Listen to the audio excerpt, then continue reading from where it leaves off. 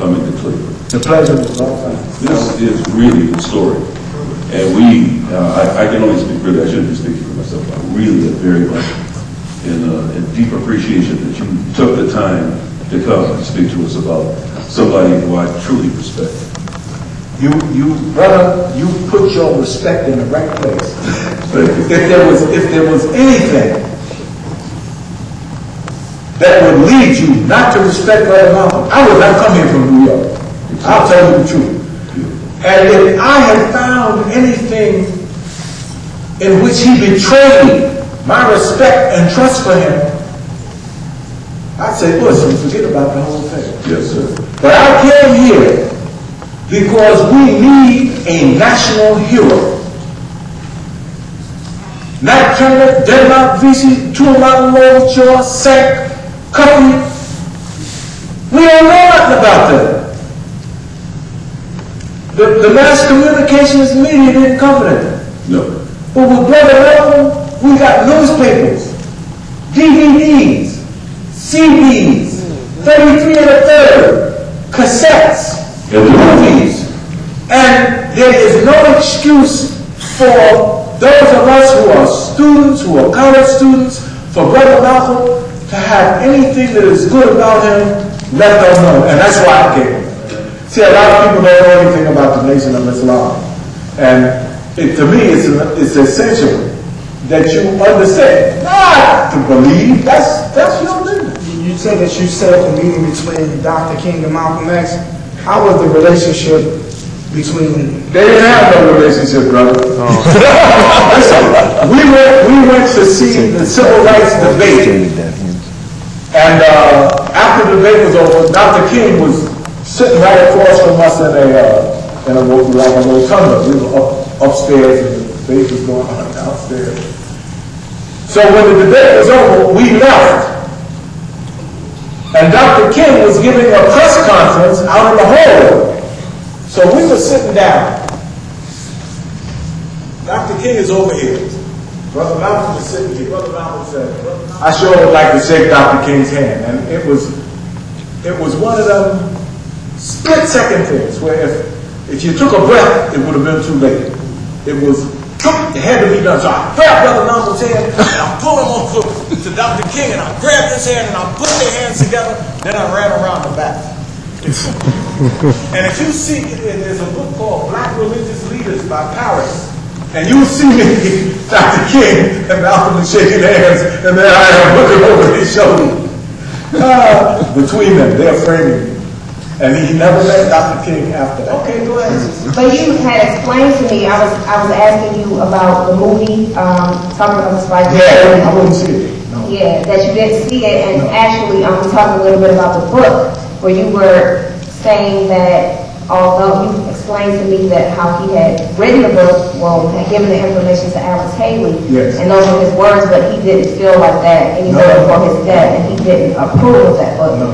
So, I just was making sure that I had it correct. Alex Haley was at the Americana Hotel, and I carried the corrected proofs from Brother Malcolm to Alex Haley. So I know that not one word was printed except that Malcolm approved it. But this is what happened. Brother Malcolm started the book in early 1963, and the book was supposed to be an accolade to Mr. Muhammad. Is that clear? Mm-hmm. All of the royalties were to go to Mr. Muhammad. Right? Malcolm wasn't doing it for himself. Everything he did for Mr. Muhammad. So naturally he said, well, I don't want the royalties to go to Mr. Muhammad now. I want to get the royalties. Because they put him out of the nation, and all they gave him was $2,000 in February, which was another too poor treasury. They took his house from him. He had no income. I mean, the man was in bad shape, financially. He was traveling so much, he never got time to go to Doubleday and say, look, I want to revise the chapters that have been written so that they're not highlighting Mr. Muhammad so much, and I want to begin highlighting what I'm accomplishing outside of the nation. Is that clear? Mm-hmm. That's very important. But while Brother Malcolm was in Egypt, Doubleday sold the serial rights to the Saturday Evening Post, and this picture appeared in the Saturday Evening Post. So now the book is published, but it was published in serial form.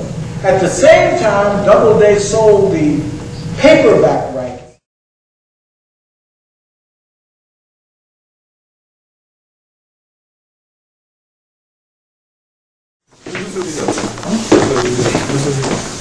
Where's he at? Yes, okay. Imam Talib, where's he at? He was sitting down in the front. Okay, do you want to just, is it cool just him in, or? Yeah, I mean, that's fine. Okay, yeah, this is good. I'm not going to find this on the post office throughout the United States as one of the most wanted men, am I? Oh, no, not at all. This is where you're going to find it. You're going to find it on my website, Crazy Dee's Webshow. Okay. It's an exclusive. If Malcolm was still alive, if he had went to the United Nations, where do you think our plight as African Americans in the world would be today? Okay, I can answer your question, but it doesn't have anything to do with Brother Malcolm. Okay. I think that for the most part, we have become so inured and made such adjustments to slavery that many of us would prefer to be slaves than to be free. Yeah, you're raising your eyes, but to be free is a very, very simple thing. To be free means to be not dependent, independent. And we don't want to be independent. We want to be more dependent. So you can't say you want to be free if all you want is a Mercedes-Benz or a BMW. You just want more of the slave master's product. If you want to be free, you want to build your own house. If you want to be free, you want to plant your own food. If you want to be free, you want to have your own birth ritual. If you want to be free, you want to have your own marriage ceremony. If you want to be free, you want to bury your own dead. If you want to be free, you do the things that free people do. And we are not making any attempts to do any of the things that free people do. What we're trying to do is become better slaves. We want a better job, we want a bigger car, we want a condominium that has hot and cold running water and a hot and cold bidet, so when we sit on it, it'll wipe our behinds. I mean, that's what we want as a nation. You can't stop a man that wants to be free. You can't stop him. Well,